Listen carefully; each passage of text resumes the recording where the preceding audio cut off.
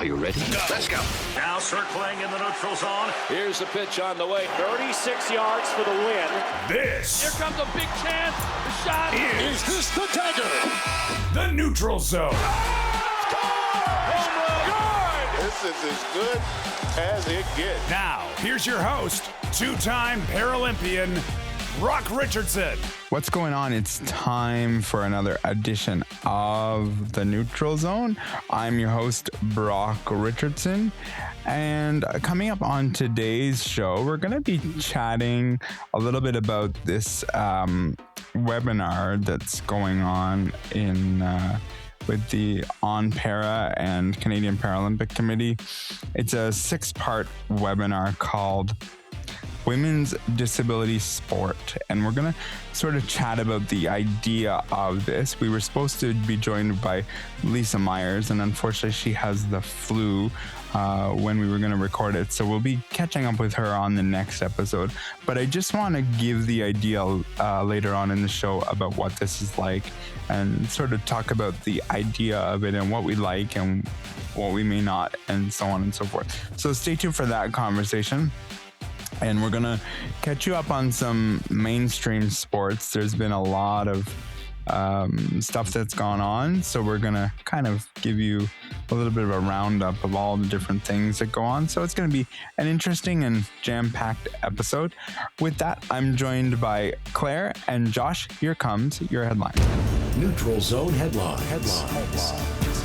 This past week, Canada landed on the podium multiple times as the Para-Alpine World Cup circuit continues towards Milano. Alexis Guimond raced 4 races and landed on the podium 4 times. Molly Jepson and Otway are also showing that Canada will once again be targeting medals at this year's Paralympic Games. Kurt Otway missed the 2022 games due to injury and will look to reclaim his spot against the best in the world. On the para snowboard side, Canadian Tyler Turner took 3rd place. Turner was named co-captain of Canada's upcoming 2026 Paralympic team. That's awesome. I love it. Los Angeles Dodgers pitcher Clayton Kershaw has agreed to play for Team USA. This Team USA continues to look stacked day after day as more people seem to want to play for US, and so it's just going to be who's who on the United States team. If I was to bet today, I would tell you that it's going to be US and Japan, but I've been surprised before.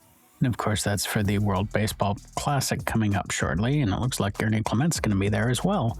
Last year, it took the Toronto Raptors 72 games in the regular season to reach 25 wins. This season, the team has reached the 25-win mark in just 42 games. They've been playing amazingly well, and with a wide cast of characters, what a difference a year makes. Yeah, it's pretty wild what a difference a year makes in today's sporting world. When I read that stat, it's like, wow, it took them that long. That was a bad year. And that's why I stopped watching them last year halfway through the season, because I was like, this is not going anywhere this year. So yeah, I agree. What a difference a year does make. Those are your headlines for this week. If you want to get a hold of us on social, here's how you can do that. And welcome back to the Neutral Zone broadcast booth. Play ball! We're set to get this bowl game underway. The first pitch is brought to you by Brock Richardson's X account at Neutral Zone BR. Pitch and a strike.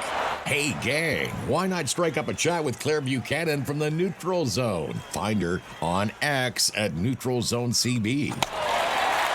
There's a swing of the chopper out to second base, right at Claire as she picks up the ball, throws it over to the first base for a routine play. Out.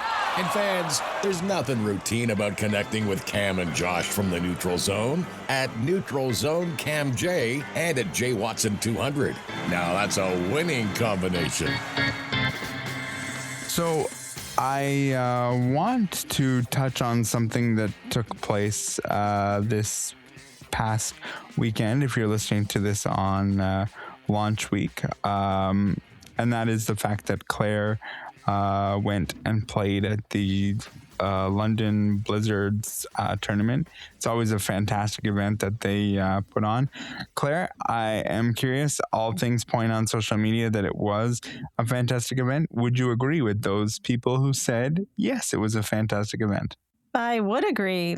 The London Blizzard organization went through a rebrand, and they had new jerseys. There's a new logo out there, much brighter colors. And so I personally like the rebrand. And yeah, it was fun to see not only that, but the organization and the organizers brought in some stuff that hadn't been there in the past.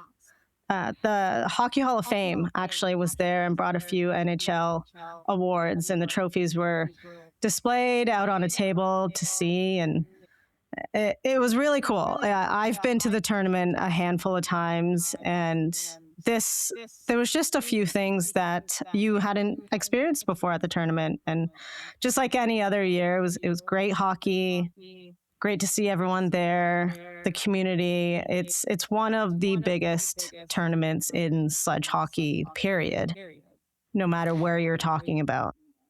And in your mind, like, the reason for the change, is it just we want to do something different? We want to spice it up a little bit? It's been going on for a long time. Like, is that the reason why the awards from Hockey Hall of Fame is there, in your opinion, or was there another particular reason?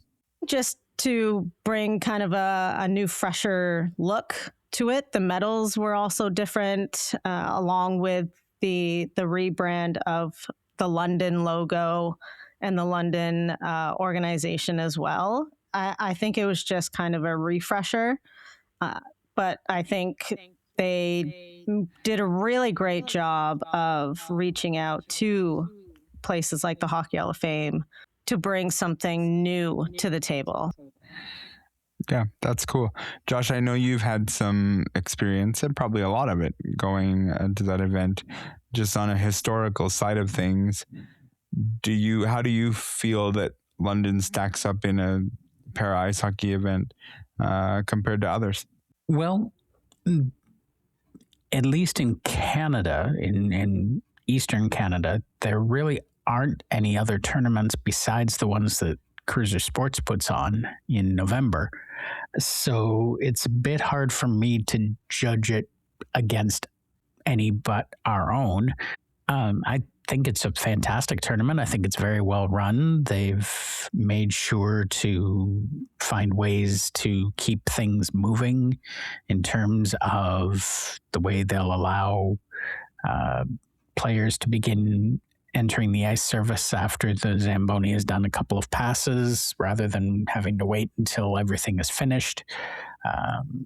They've always done a good job of sort of keeping the rules enforcement easy to understand. And I mean, there's the usual complaints about officiating at times, but you have a lot of officials there who might not do sledge hockey other than this tournament, and so sometimes it takes them a little while to get up to speed.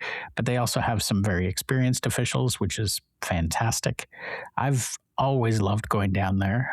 My family is from southwestern Ontario, so London was always the tournament where they got to see me play the most when I played. And it's a great arena at Western Fair. There's lots of parking. There could be some more accessible parking. That would be nice, but you can only do so much. So all in all, it's a fantastic tournament. I miss the games. I don't miss the trying to find hotels, trying to figure out who your roommate's going to be, trying to negotiate. Well, they want to party, I want to sleep. So just different things like that. But it's always fun to play the games. And I mean, the thing I noticed this year was just the sheer number of American teams that came up to play in the tournament, which was very exciting. So I'm really, really happy to see that it's gone well. And I'm sort of in the same boat. I like the rebrand as well. It looks really good. Yeah, I think, things can deserve a rebrand over time. I think just to spice it up a little bit, change it up. I think that's a good thing. And so to see an event run for so long and still sort of have the drive, desire, if you will, to be like, we're going to spice it up as opposed to just same old, same old. I love the idea of bringing in sort of the Hockey Hall of Fame sort of, some of the trophies and some of that. I think that's cool. Claire, in case there's an audience member out there going, well, how did she do?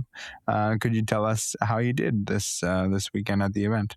I was playing with the Hamilton Sledgehammers, and personally, I got a lot of "didn't you retire?" comments. And yes, I may not be putting on a Canada jersey, but you're not going to pull me away from the sport that easily. I love still getting on the ice, and I love playing the game. It keeps me in shape. I get to see the people that I love seeing. I originally wasn't planning to be at this tournament, but Hamilton did put in a team in the A division for the first time ever in their organization. So kudos to them for the athletes stepping up and wanting to challenge themselves and see how that level of play is. It was a fun weekend. Like Josh said, there was American teams that hadn't been there either once before or hadn't been there consistently in the past. You usually see your Pittsburgh Penguins there pretty consistently.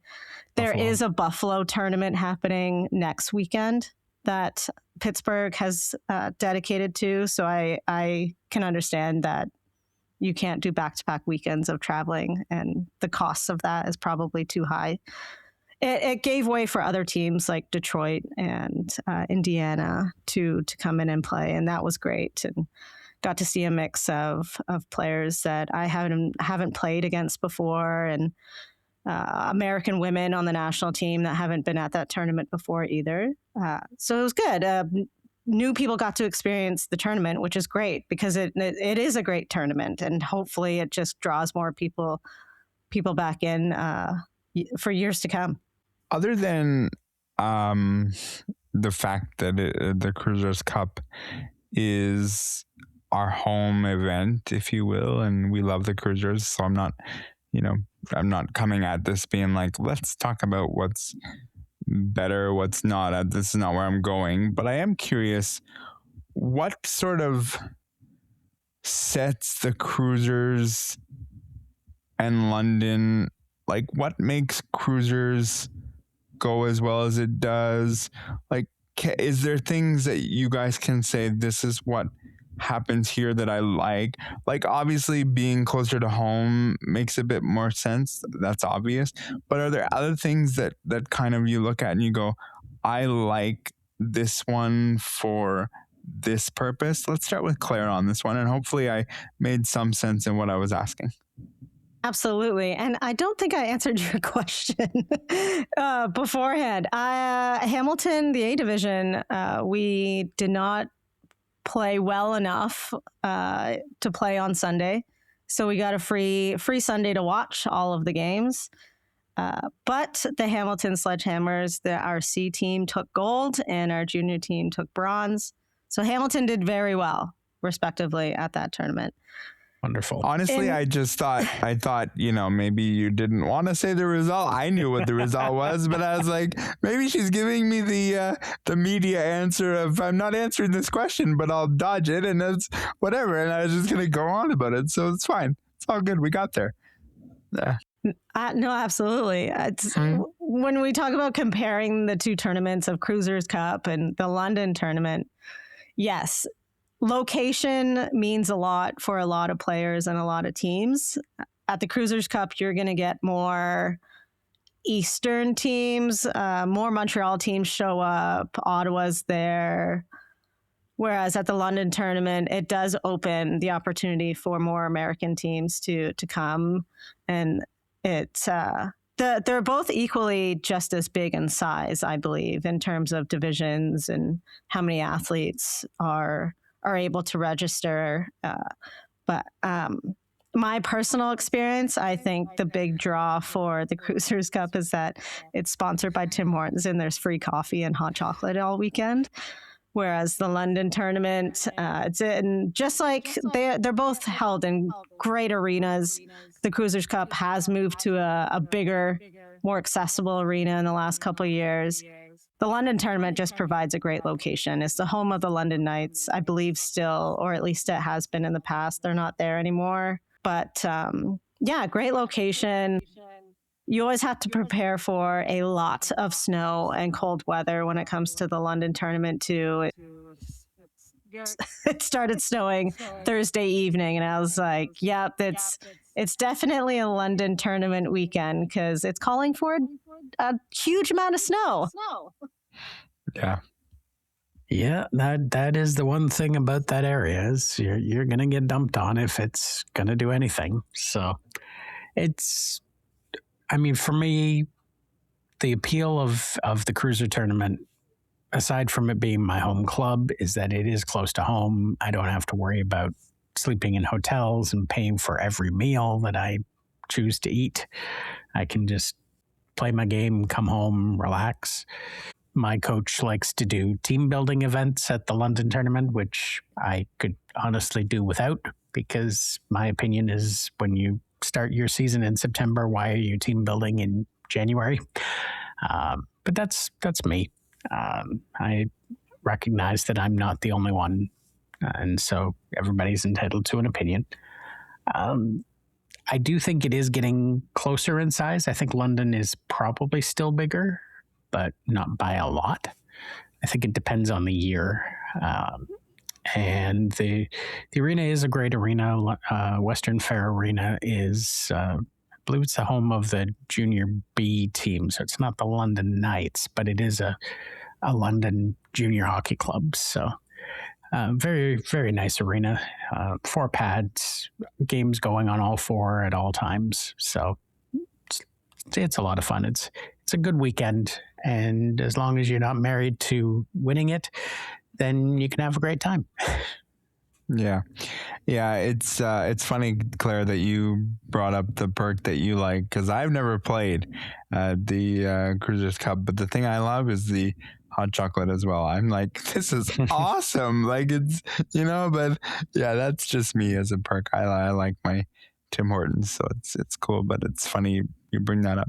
I've been to the London one a couple of times in my younger days, but been more frequently to the Cruisers Cup just because I know more people, and so thus you become a little more biased into the people that are volunteering, the people that are putting in the blood, sweat, and tears, the athletes, all those things. But events can be put on equally, and I think they're both good. And congratulations, Claire, on a respectable weekend for sure. You were mentioning that it's been a long time since you haven't played on a Sunday, so to get a different vantage point is sometimes helpful as well. So very cool. As I mentioned earlier, we were supposed to have somebody to come on and discuss this 6-part women's sports series, but I just wanted to touch on it a little bit with the panel, and we're going to do the interview with Lisa next week, as I mentioned, but I wanted to sort of touch on it anyway. So here's what we know. We know that this is a 6-part webinar for women with disabilities, and it focuses on things like health, nutrition, mental performance, funding, and coaching, putting on your accreditations on and off the field, and it's also doing mental performance as well. So, Claire, when we look at this is a good seminar as it is. But when we look at this and take this and say we're doing this as a woman seminar, why is this so important now for women's sports, in your opinion? Well, to point out, the seminar itself is going to be represented by a handful of women athletes that are doing multiple sports. So you're going to be seeing athletes from wheelchair rugby, wheelchair basketball, and wheelchair tennis. So that in itself, you're getting a lot of different voices that are having an experience within different sports.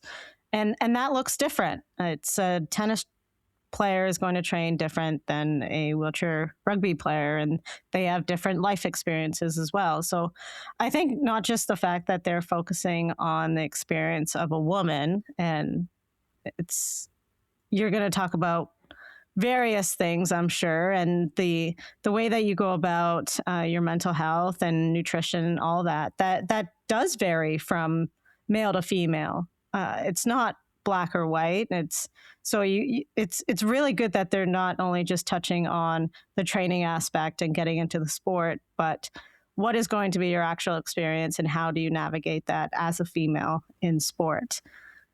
The other aspect is that it's going to draw in what I always like to talk about is maybe pulling athletes into being a dual sport athlete as well. In parasports, we look at people's disabilities and how that can be placed well in various sports. And coaches are never looking to pull an athlete out of a sport to put them in a different one, but to give them the option and experience to be involved in multiple sports and skills transfer over. And we all know that those who have experienced being an athlete, you know that those skills don't only make you a better athlete, that they set you up for being able to handle things and just in your day-to-day life and to be successful as an adult and a human being as well. So I'm excited to see how well this webinar does as well, because like I said at the beginning, you're seeing and hearing from athletes that range from very young to very experienced athletes who have been in sport quite a while. So I'm so proud that On Para is doing this. I haven't seen something like this done before. I've been on a handful of panels with other athletes, but to have a series like this that really zones in on the experience of a female athlete is really, really cool. Agreed. If we look at this, Josh, and we say we know that this seminar has the backing of the Canadian Paralympic Committee, Tennis Canada, On Para, and the Government of Canada. For you, does this scream out, finally, we're acknowledging what is an underserved community in women's sports? And not only that, but parasports in general, and where we can focus on the good of parasports? Or does it scream that or something else or a bit of both? I give you the floor. I think, I don't know about screaming it, but I will agree that yes, it is about time that this sort of webinar series is done. We've seen in many different areas, whether it be Claire and the other ladies from the women's para hockey team, whether it be, I know the wheelchair rugby was introducing a women's team for the first time not long ago. We're starting to see women standing up and saying, co-ed sport isn't good enough anymore. We want our own. And kudos to them for that, because I just think that if there's a sport for men, then women should have the same opportunity. And I think it goes the same way when it comes to preparing for sport. I mean, whether it's funding opportunities or some of these other categories that are talked about, as Claire mentioned, it is different for women than men in some cases. And so it's totally fine to invite female athletes to a webinar that's not gender-based. But I do think you missed something. And so I do think this, in general, being for parasport is an underserved community. But then when you drill down even further into female disabled sport, then you're drilling down even further into an underserved community. Let me watch my words there. I think this is going to open the door for maybe conversations that haven't happened before or are perceived as uncomfortable, or there's some stigma around it. Whereas, how do I navigate being an athlete and a mom? What do I do when I get pregnant, but I still want to compete and I still want to have a future in sport? How do I compete and navigate when I am going through a menstrual cycle? Stuff like that people kind of shy away from having those conversations. And I think that, and I hope that if this doesn't happen at this point in time with these conversations, that it allows people and gives people the permission to have those conversations, because it's so important. You can't imagine going through a camp or whatever and having to deal with these things. It's a whole nother level of being a female athlete. And it's really cool that organizations like the Paralympic Committee and Tennis Canada and On Para are stepping up and putting it right in front of our faces. Agreed. I mean, to me, there's nothing better than being in a like-minded room with people that can go through the same things you can go through. You can, the networking that exists, the friendships that you can make, like the list goes on and on about why this is good and you know, needed. I love it. When I saw this go on Para's social medias, when putting this on, I was like, oh my goodness, we need to talk about this and we need to have a discussion. And it was one of those things where I had this sort of planned in my head last week. And I said to Claire, hey, I hope you're available for 2 weeks in a row, because we need our resident female on our panel to discuss this, because us guys can do a okay job, but you can speak from it in regards to you are a woman and you know what women go through. And one thing you just brought up, which I didn't even think about, but I didn't think about it in the sense of like, oh yeah, this is real. Like being an athlete and going through a menstrual cycle, like, good God, if that was me, I'd be like, no, thanks. Like that would be tough. You don't have to go down the road of what it's like. I'm just saying in general, they would be tough. Yeah, well, and that's just it. It's different for each person experiencing it, right? Like my experience is going to be different than someone else's. And so it's just, yeah, it's one of those things that we love having people like our fellow male counterparts that do everything they can to be great allies and stuff. But we all know that like you're going to learn the most from hearing from first person experience. So it's really cool to have something like this in place. I'm really excited for it. Josh, no matter how much we try, there's just certain things guys just can't relate to, and that's you got it. Yeah, and it's just not, and it's things that sometimes as guys we take for granted because we just you know get up, get in our sport. I don't think about that. I didn't think about it till Claire mentioned it. Like there's things that just you don't think about, and we can't speak to that. No, absolutely not, and we shouldn't. There are some who might know the information, but to deliver it is just not appropriate. It needs to come from the right sources. And so, yeah, this is going to be fantastic for those athletes that want and that need this information, and maybe even for coaches and assistants who are participating in these sports or coaching these sports. So I'm very happy that it's going on, and we'll hopefully hear good things about it. Claire, if you could nitpick, and I want you to nitpick, I want you to split hairs. If you could nitpick and split hairs, what would you add in this seminar that you feel might be missing for the first shot? That's a good question, because I'm really curious to see how these conversations go. they've already done a great job of explaining the things that they're going to pinpoint.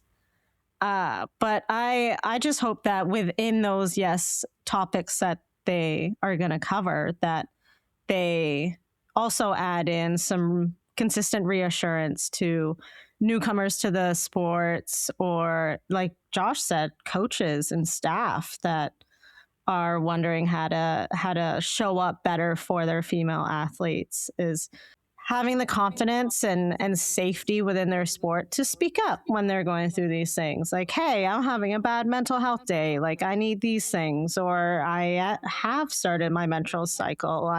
I'm going to be a little more irritable this week. So I need you guys to leave me alone when you have the opportunity to leave me alone. Stuff like that. Like, that really, like, it makes a world of difference when athletes and staff are able to be really transparent and open with each other to make sure that everyone's on the same page and we're understanding where everyone's at in a specific moment and what they need in those moments as well. And I think that's something that's really hard to learn, is one, confidence, but also what do I actually need in this moment, and being able to ask for it.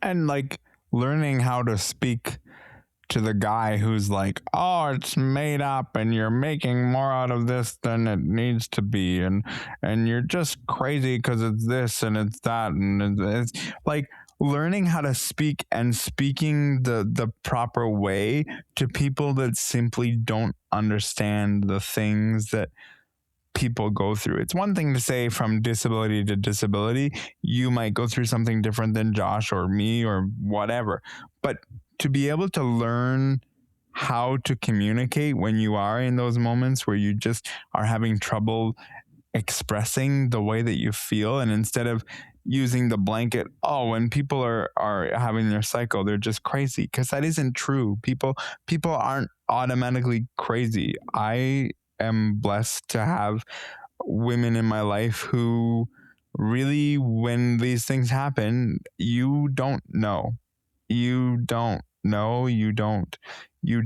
They just kind of go on about their day, and I'll speak to the people in my world and I'll say, why don't I know more? And it's like, and they'll say, because I don't want to be the person that's the assumed, like, oh, this is this time, so you're gonna be flying off the wall. And it's like, no, but the things that are naturally happening are uncomfortable. And so that's it. But I think, Claire, learning the language and learning how to speak to those that really don't know and can't know is massive.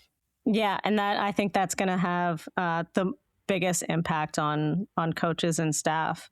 I hope that there's a huge group of coaches and staff that are signing up for these seminars, because I think there's just a whole lot of learning to do, and because there's a lack of information out there. There's scientific information, like we all know, like it's a hormonal imbalance for a few days, blah, blah, blah. But to actually know what people are going through, there's this weird stigma around it. Yeah. And it's almost, Josh, become like it's a taboo discussion. It's like, oh, don't talk to that person when they're, Aunt Flo's come visit, because we know and it's just not true. You just have to have more empathy and understanding what's going on and understanding it to the level that you can understand it. Absolutely. It's a matter of realizing that just because someone is not having a good practice week, maybe there's a very good reason for that, and you should just mind your business. I've had to learn mind your business a couple of times in my life, and in one particular instance, I remember a very good friend of mine's going through something, and I said to her, "Are you okay? You seem a little off today." "I'm fine." "You sure?" "I'm fine." "Are you sure?" And she told me what was going on. I went, "Oh, none of my business. Sorry, my fault. I won't do that again." So yeah, and even if we're coming from a place of care, like, are you okay? Sometimes we need to learn to shut our mouths and just let someone do what they need to do. So you took the words right out of my mouth. Yeah, like it really does stem from a caring point, but you can sort of push over the edge where it's like, okay, that was not my business, and that's why they didn't want to say, and now you know something you have probably didn't want to know. business knowing, or you didn't want to know, or whatever. It's just it's crazy. So I am huge on this seminar. I hope it goes well. I hope it does well. And like I said, we're going to hear from Lisa Myers next week on this. For the panel, just because, and I'm doing this live on a podcast. Claire, is Lisa Myers, is that Ken Hall's wife? Yes. Yeah, so okay. Yeah, Lisa was, and I don't know her involvement still in the Cruisers. I'm sure she still has some volunteer aspect and helps out. But yeah, she's now gotten a role with Tennis Canada, and she's a great human. I've only met her a handful of times in person, but yes, she's one of those people that wants to do as much as they can for the parasport world. Yeah, Awesome. She's currently the Cruisers track coach. Yeah. When I saw the name, I was like, that name feels like I should know them, at least in an extension, because obviously I know Ken Hall with my time there. So it'll be interesting to catch up with Lisa in the sense of, I know your husband, and that's cool. So looking forward to that conversation next week. A couple of mainstream sports discussions that I would like to get into. I think this is going to surprise my panel, not where I'm starting, but sort of where I'm going to go with this. The Buffalo Bills lost to the Denver Broncos 33-30. And look, there was a controversial catch or no catch. And I'm curious what the panel thinks, but as a Buffalo Bills fan, I would like to set the record straight and say that I am not going to come on this podcast and blow off about, the referees this, the referees that, blah, blah, blah, because the Buffalo Bills did it to the Buffalo Bills.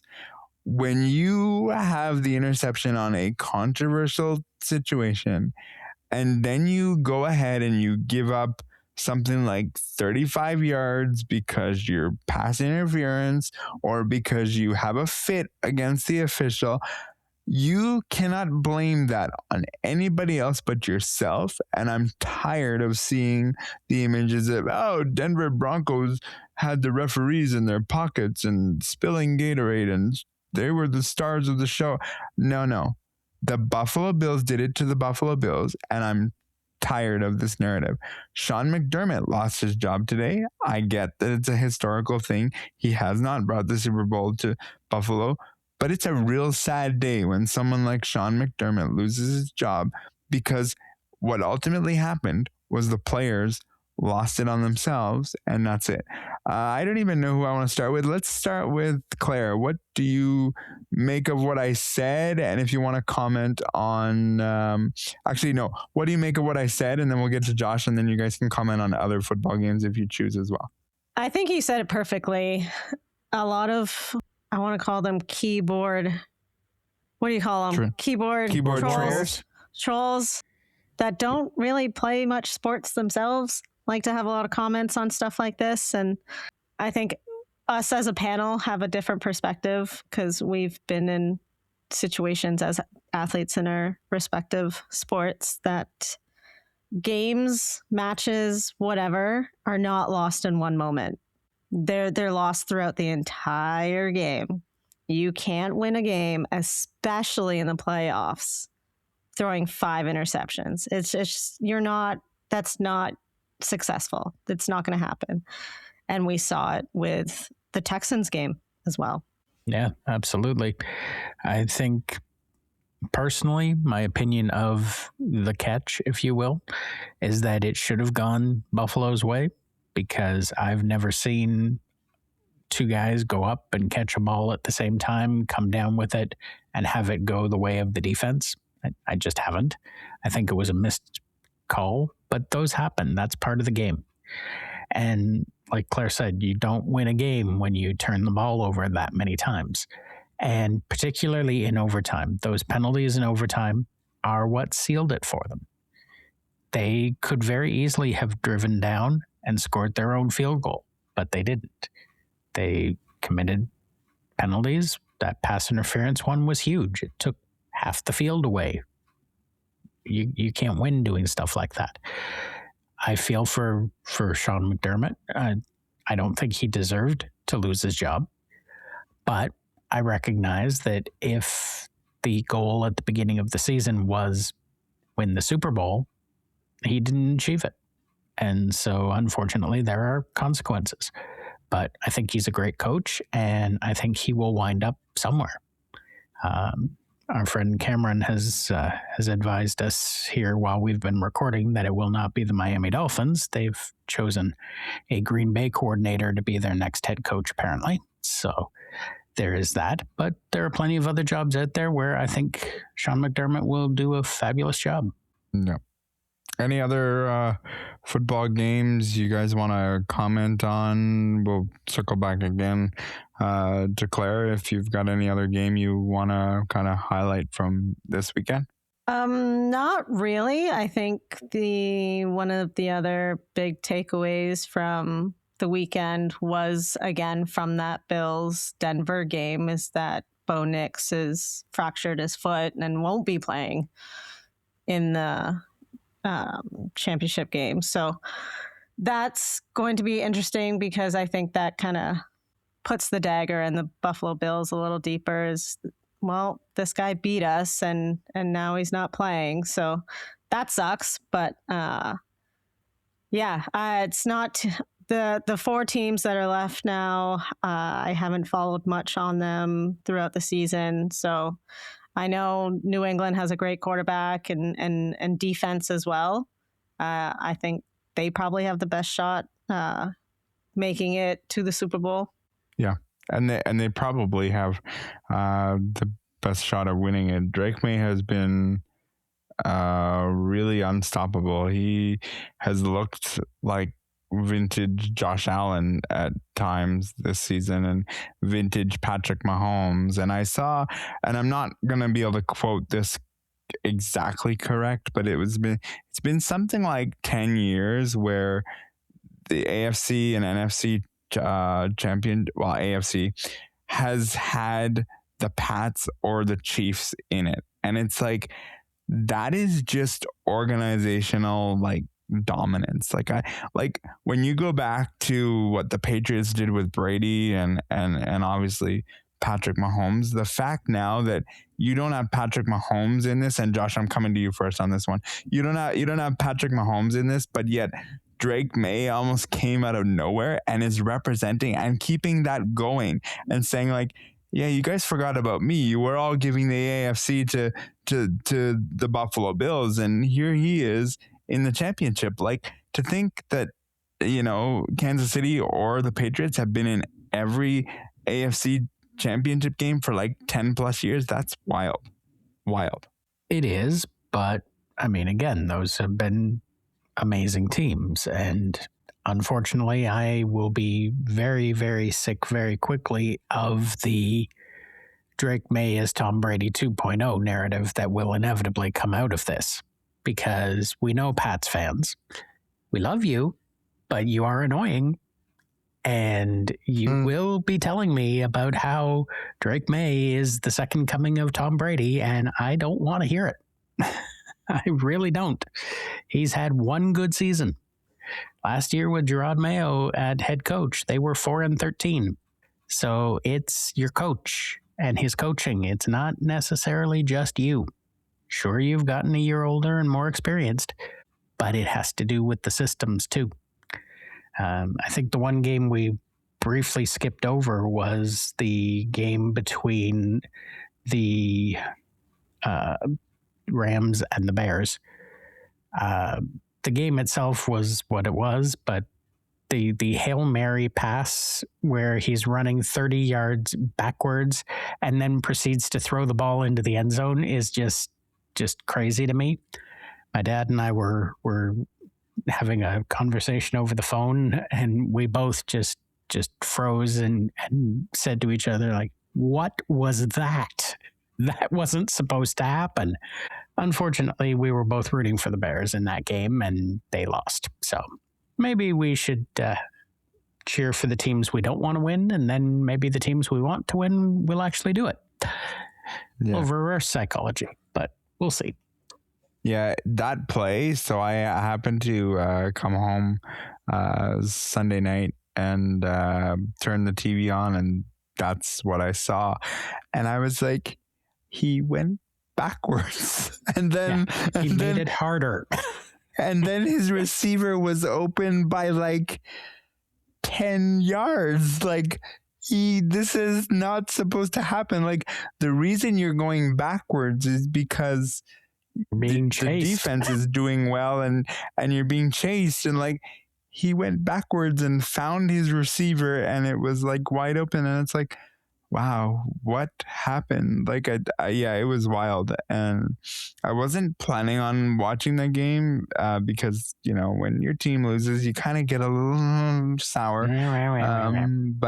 But I ended up watching the rest of the game, and it was good. I enjoyed that. I was also rooting for the Bears, but it didn't happen. So maybe a little reverse psychology would be in order. I want to squeeze this topic in because I think baseball fans would be annoyed at us if we didn't at least discuss this. To?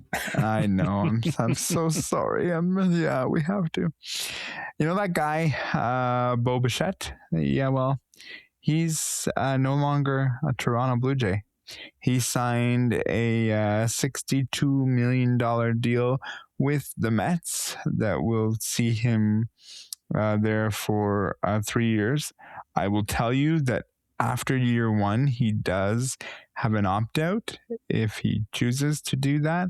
But Blue Jays fans don't want to talk about this. What we want to talk about is, what do we make of this loss for the Blue Jays? Let's start with Josh on this. How are we feeling today? As your father calls Bo Hairboy, how are we feeling about him not being a Blue Jay anymore? I don't know that he calls him Hairboy anymore, but I believe he did briefly refer to him as some kind of troll doll when he had his long hair. But at any rate, I'm very disappointed. I don't understand why you throw money at Kyle Tucker, another outfielder, when you have a platoon at every position out there. You didn't need him.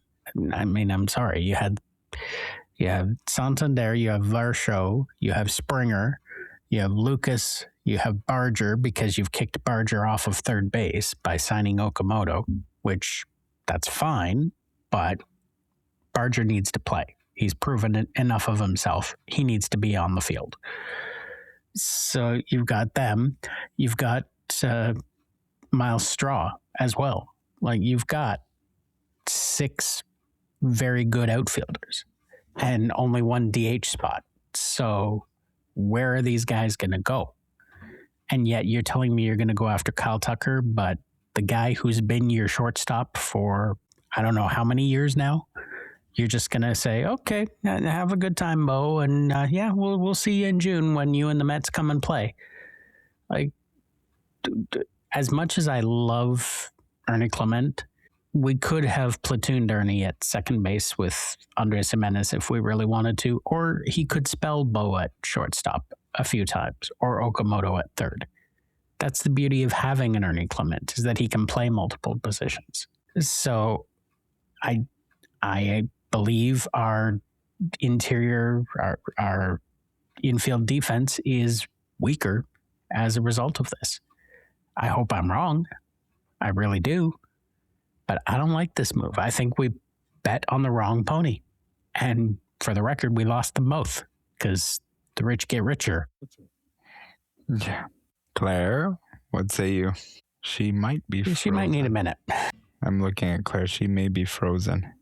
Yeah, she's gone. She may come back, and if I see her come back, I'll let her back in. We'll give her the floor. I don't know how to feel about this. Like, he was pretty much gonna play. If he was a Toronto Blue Jay, he was gonna play second base. Okay. See, I'm not so sure about that. You already had Jimenez playing second last year. So even if you flip-flop them, put one at one and one at the other, and then trade them back and forth, I think you could do both. Yeah. I don't think Bo coming back necessarily meant that you had to play him at second. But, I mean, if that was the situation when Jimenez was signed, that he was told, oh, when Bo's contract is done, you'll move to shortstop. Well, that's an organizational decision, and I don't agree with it.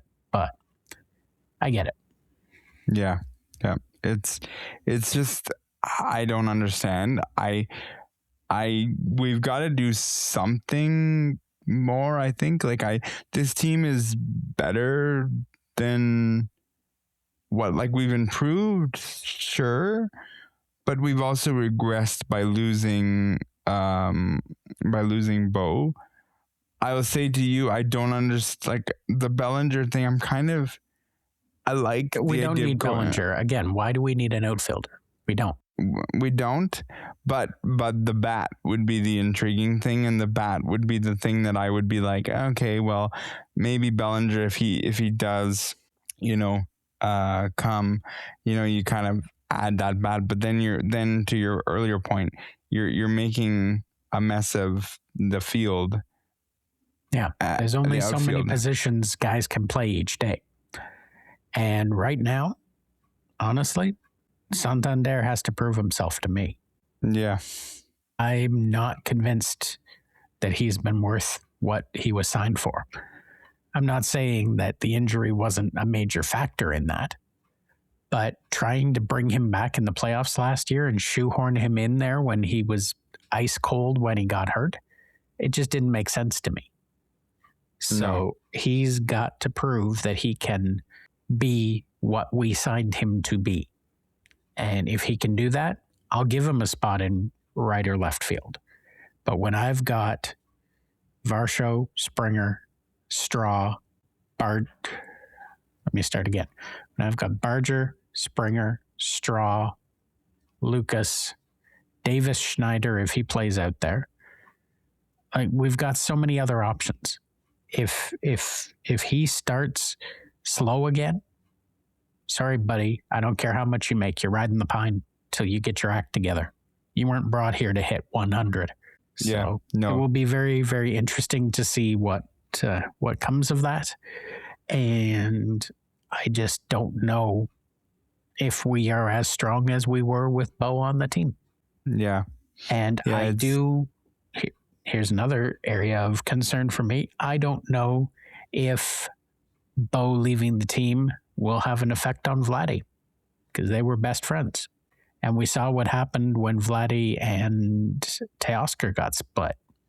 Because Teoscar was another of his buddies, and he went into a slump, as far as I'm concerned. Now, maybe he's better equipped to handle it now because he's been through it once. But if we're upsetting our star by not keeping his friends around, that's a problem. Yeah. Yep. Especially when you said, like, you got to the World Series last year. Like, I mean, yeah. And you got to it without Bo, and I hear that argument. I hear it. I've got it. It's but I don't know what we're up to. But the other thing I'll say is that when you reach free agency, you have the ability to move on to another team. And that's ultimately what Bo did. And if Bo feels, I'm going to say it, if Bo feels ass hurt because the Blue Jays went to Tucker and whatever, he's allowed to feel ass hurt. But we as an organization are also allowed to go kick the tires on other people. The problem that you have is when you kick the tire on the other person one day, and that person signs with LA, and then you may or may not go back to Bo, because I don't even think if the Blue Jays went back to Bo after Kyle Tucker signed, then he's probably not answering the phone, because it happened so fast, Josh, where it was like, bam, Kyle Tucker gone to LA, bam, Bo Bichette gone to the Mets. Like, this was no joke. It was almost like Bo Bichette was like, you know what, screw you, Blue Jays, you didn't want me, so I'm gone. And that's allowed, but them as an organization are also allowed to kick tires. The problem is when you don't get either, you're left with a little bit of egg on your face. You are, and you have a fan base now wondering what you were doing. It's the same thing when we went supposedly after Shohei Ohtani before he signed in LA. Like, that was a circus. And where did it leave us? It left us with egg on our face, and we ended up with a bunch of free agents that I'm pretty sure we traded away most of them that season because it didn't work and the team was terrible. So you would hope that Ross and Mark would learn from that, but I don't know. And honestly, as far as Bo signing with the Mets as quickly as he did, I think it was done before Kyle signed. I think they said, listen, Bo, thanks for all the years of service, but we're moving on. Good luck wherever you land. We'll see you when you come to play against us. Yeah. What their plan is, I don't know. I think it's probably to put Ernie at second and Andres Gimenez at short. That's fine, but I still don't think it's I'll say it. I don't think it's the right option. I really don't. Well, and I can hear the people who have told me, look at, we got to the World Series and we played a quarter of the season without Bo. Yep. I that is facts. Like, nobody can argue or take that away, but you got rid of a good hitter and a good team guy. And I know Vladdy is signed for 14 years and that's that, but he's going to be upset. And I actually, Josh, forgot about how upset he was until you brought it up about his friends, Edwin Encarnacion, leaving back in the day. And, you know, we're going to get more serious because the fun and games are gone. This year was the first year that I actually saw Vladdy back to himself. And yes. I worry about what kind of regression you might see. And it was Teoscar, it wasn't Edwin. Oh, sorry, Teoscar. My apologies. I get those two confused all the time. But yeah, when Teoscar left, yeah, it hurt. It was hurtful. And we'll see where it leads from here. But I don't know. I'll ask you, if we do nothing more, and I have no evidence that we will do something more or not, if we do nothing more, could this team make a run at the World Series? Sure, they could. I just want to see what the bullpen is going to look like. Because right now, we brought in Tyler Rogers, but we also took Yariel Rodriguez off the 40-man roster, which means he's out in the wind somewhere. I don't think he is signed with the organization right now. So, like, it's fine to have a great pitching staff. We're going to have Savage back. We're going to have Gosman. We're going to have Barrios if he's healthy. We're going to have Ponce, and we're going to have Dylan Cease. That's a great starting five. We're going to have Trevor Hoffman as our closer again. You can decide what you want to about him. I don't think it was his fault last year, but there are some who say it is. I just don't know if we have enough in the bullpen to get us through those games, because John Schneider likes to lean on the same guys over and over and over. And we saw guys run out of gas. I am okay with Jeff Hoffman being in the bullpen. I am not comfortable giving him the 9th inning anymore. So who do you give it to? Garcia? If he's back? Who else is there? To me, you got to go out and sign somebody, but you've kind of lost the people. Like the closers are gone. Like it's like we put our Diaz.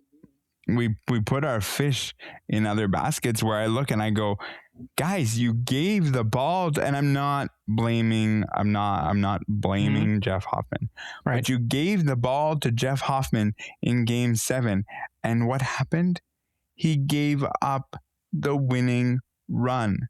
Am I saying it's his fault? No. But too many times last season, how many times were you sitting in front of your TV going, oh God, Jeff Hoffman is getting the ball again? And some days he was good and some days he was not. Like I'm not giving him the ball. Like, but you've lost your closer. Like Diaz is gone. I wouldn't have minded Diaz, but he's gone. I don't even know who's on the market anymore because it's all been about Bellinger, Tucker, it's Bo, and like all three of those guys are now gone. And now what? And I've heard from my friend Kelly McDonald who says, oh, I'm okay giving him the ball till the trade deadline. And then you could be out of it. Yeah. Like, oh my God, I get it in theory, but you got to go, like they went at Dylan Cease and they went, look, Dylan, we want you for this amount, this many years. And he went, okay. And I thought, man, we're going to have a firing off season. And then it just went one after another, where it's like, nope, gone again. Nope, gone again. And it's like, what is it? This team is good. This team is probably good enough to win the American League East because I don't think other teams have done big enough things, but can they win the American League? I don't know about that. And I think now the fan base is like, we got to a World Series, now win us one. And I was going to say the thing I have always felt about the Blue Jays is you've won World Series in this town. There's no excuse to be under 500 anymore. Sorry, there just isn't. You've got a big communications company backing you. You go out and you get guys. I know you have to develop guys, and that's fine. We can stash guys in the minors until they're ready, like Loper Fido and Jonathan Clase and some of these other guys, Ricky Tiedemann. That's fine. But there's no excuse for a losing season now, in my opinion. Not when you've given fans the taste of it. And the fact that the fans spent their money, and I know people are going to say, but they have spent the money, and they have, and I'm not going to argue that.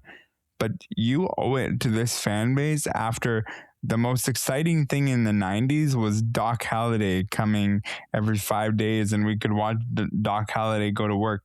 We are long past those days, and you need to be a better organization. And I think we may have missed the boat on some things. And as per usual, we've missed the boat on the hour mark. I'm a little over, and that's it, because I could spend another 20 minutes talking about the Blue Jays. Maybe by next week they'll have more to talk about, and we'll bring it up if they do. But right now, I'm a little disappointed in what I've seen thus far, and we'll see how the offseason finishes up. This is still a good team, playoffs, but as Josh pointed out, playoffs is just not good enough anymore. That's the end of our show for this week. I'd like to thank Josh Watson, Claire Buchanan. I'd also like to thank our technical producer, Mark Aflalo. Stay tuned for next week, because you just never know what happens when you're into the neutral zone. Be safe, be well.